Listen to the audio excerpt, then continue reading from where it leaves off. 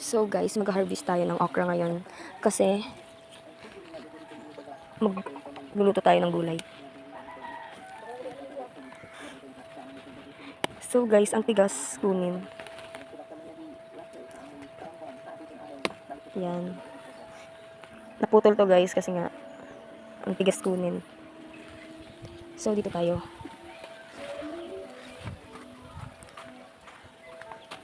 Ito. Labitin muna natin dyan. Then kukunin natin to. Ay, ang tigas. Ouch. So hurt.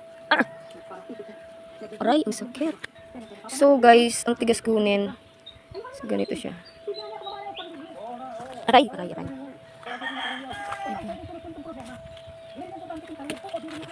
So, ano pa siya ng flowers.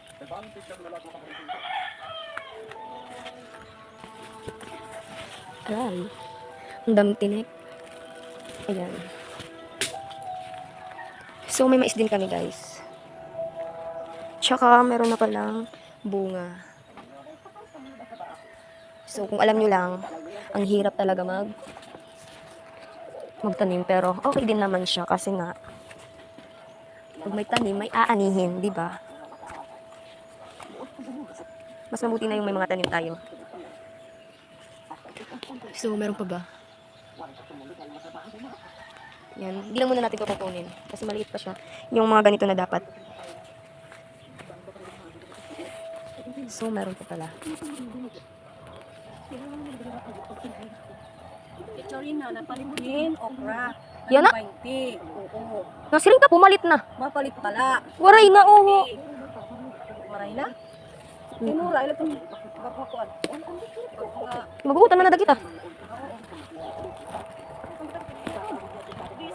Aw, di nalaunay. Kung anong tanalinin okra, lagaon ta. Ano kita, may bunga na unay. Kaya mo kung ano mais? Tulo ka buok. Wala, ay, labi pa man na ito. So, dito tayo, dadahan. Kasi may kukunin pa tayo dito. Aray, aray.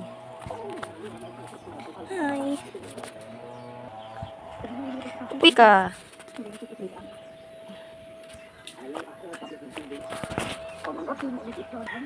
So, meron pa. May ampalaya din po kami dito. Ilan. So,